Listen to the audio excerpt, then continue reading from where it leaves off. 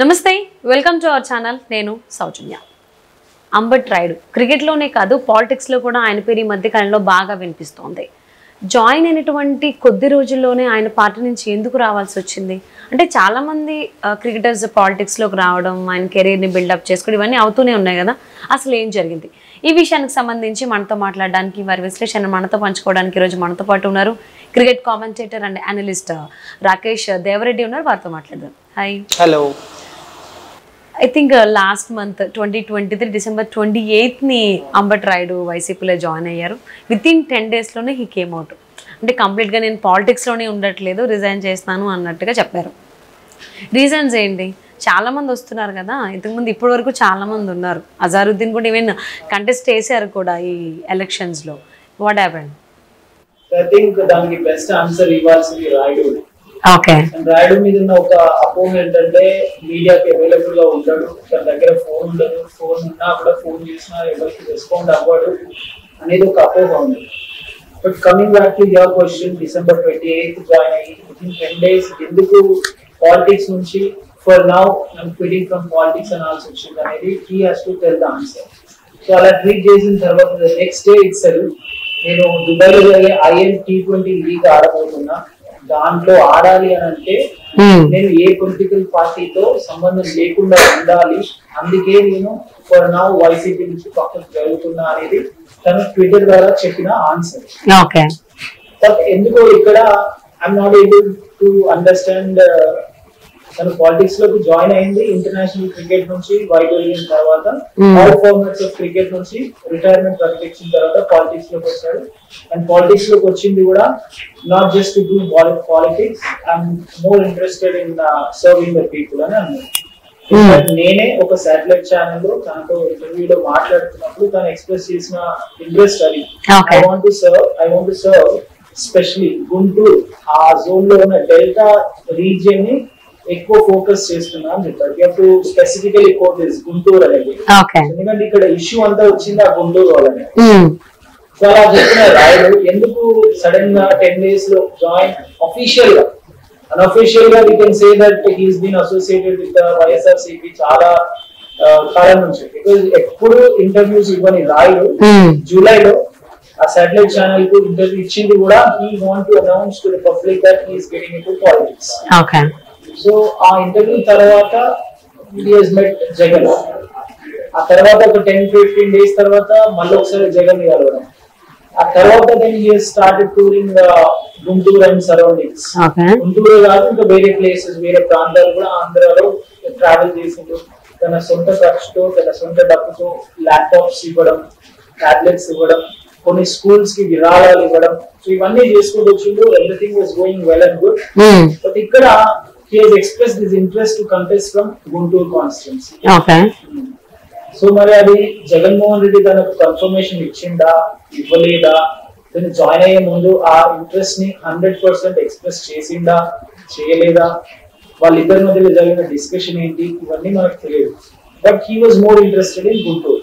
అంటే వైసీపీ నుంచి టికెట్ రాకపోవడం వల్ల ఆయన పాలిటిక్స్ నుంచి బయటకు వచ్చారు అనుకోవాలా, లేకపోతే ఆఫ్టర్ దట్ ట్వీట్ చేసినటువంటిది ఏదైతే ఉందో నేను దుబాయ్లో జరగబోయేటువంటి మ్యాచెస్ లో పాల్గొంటున్నాను కాబట్టి అక్కడ ఇలా రావద్దు, ఒక క్లాజ్ పెట్టారు, పాలిటిక్స్ లో ఉండద్దు, ఎటువంటి మెంబర్షిప్ కూడా పార్టీస్ కి సంబంధించి ఉండదు, దాని వల్ల అసలు ఇక్కడ ఏం 2 reasons కనిపిస్తున్నాయి, ఏమనుకోవాలి? బెంగాల్లో తృణమూల్ కాంగ్రెస్ అనే ఒక పార్టీ ఉంది, Mamata Banerjee is heading that party. దాంతో ఇండియన్ క్రికెట్ టీమ్ ఆడుతూ డొమెస్టిక్ లో బెంగాల్ టీమ్ ఆడుతున్న మనోజ్ తివారీ అనే ప్లేయర్ యాక్టివ్ క్రికెటర్ గా ఉంటూ ఎలక్షన్స్ లో కంటెస్ట్ చేసి ఎమ్మెల్యేగా గెలిచి స్పోర్ట్స్ మినిస్టర్ గా ఉన్నాడు. అండ్ ఈ still continuing to play for Bengal. So అక్కడ రాని ఇబ్బంది రాయుడుకు పాలిటిక్స్ లో వైఎస్ఆర్సీపీలో ఉంటే IL-T20 లీగ్ దుబాయ్ లో జరిగేదానికి ఆడకుండా ఉండడానికి ఇబ్బంది ఎందుకు వస్తుందో తెలియదు. ఎస్, ఇక్కడ ఉండొచ్చు, అది కూడా నిజం అవ్వచ్చు, ఎందుకంటే అది international league.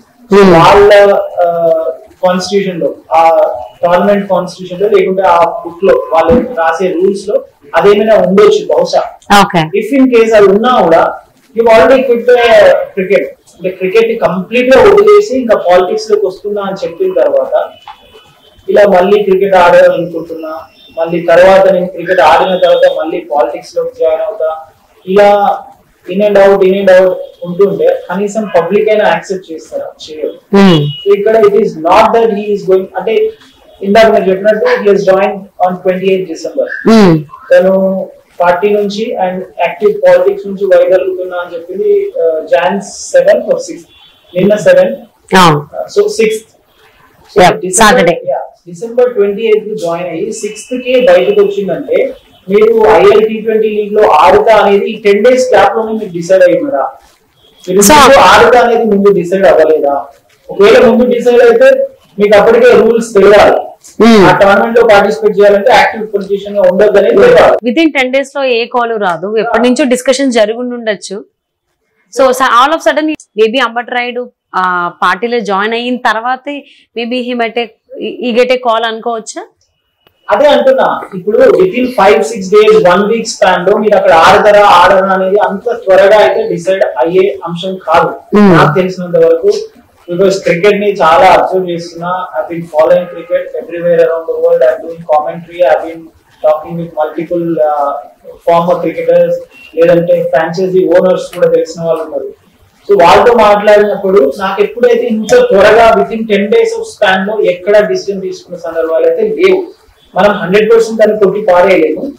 But active politics లో జాయిన్ అవుతున్నా వస్తున్నా అని చెప్పి జగన్మోహన్ రెడ్డి తన కండువా కప్పి జాయిన్ అయిన తర్వాత ఈ 10 days, not even 10 days, 28 to 6 అంటే 10 days కూడా అవ్వట్లేదు. If I'm not wrong, maths correct అయితే ఆడుతా అని ఇంట్రెస్ట్ ముందు ఉంటుంది. If you want to play that, తనకు ముందు ఇంట్రెస్ట్ ఉంటుంది. ఆ టోర్నమెంట్ అయిపోయినాక వచ్చి ఇప్పుడు జాయినింగ్ వైఎస్ఆర్సీపీ పార్టీ జాయిన్ అయ్యి మనం ఈ మధ్యలో జరిగిన కాన్సిక్వెన్సెస్ కూడా చూడాలి.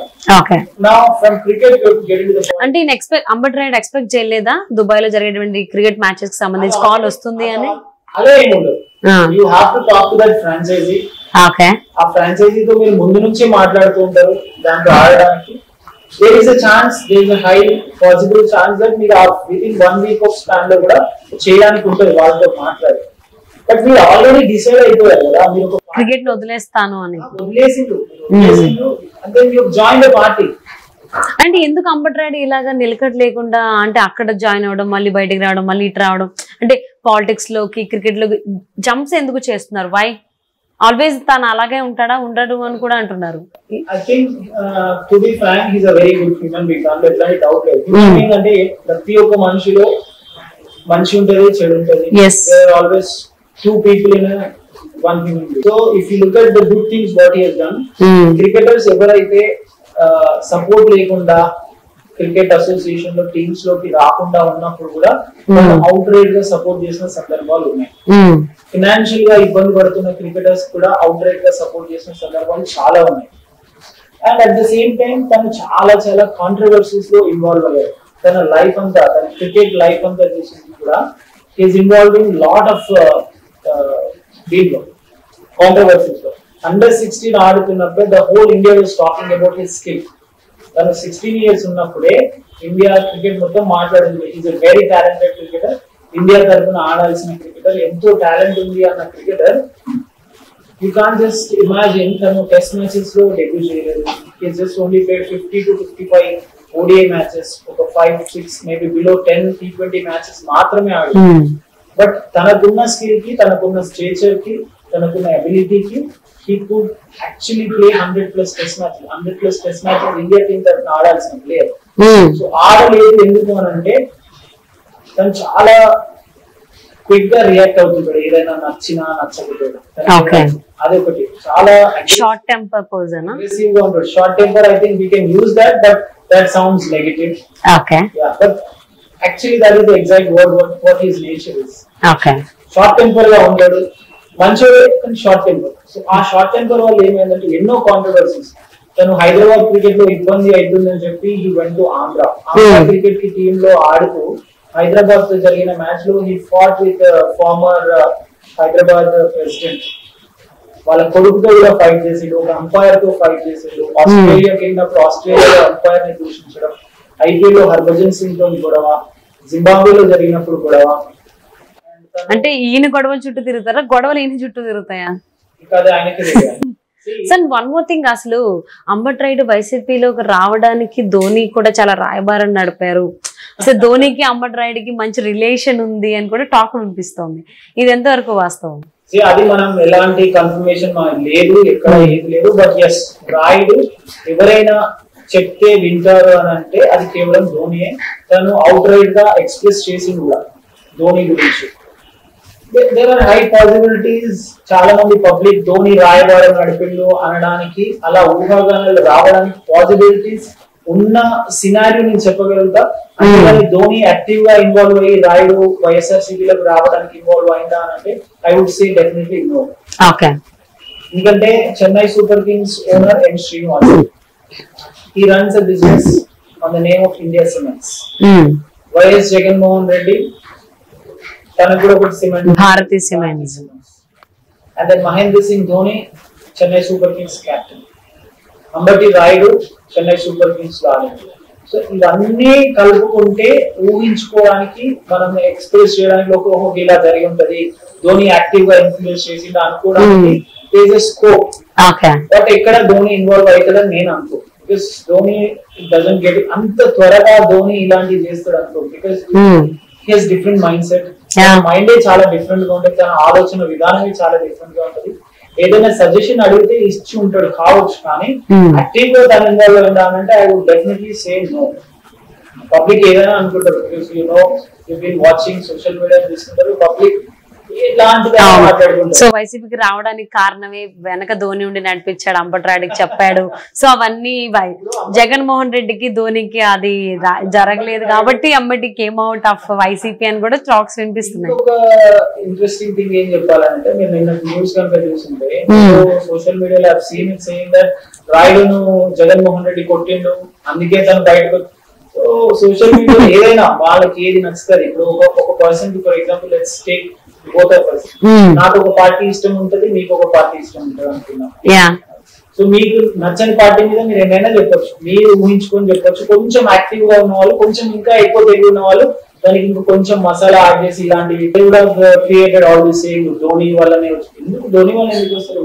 What does Dhoni had to do with YSRCP?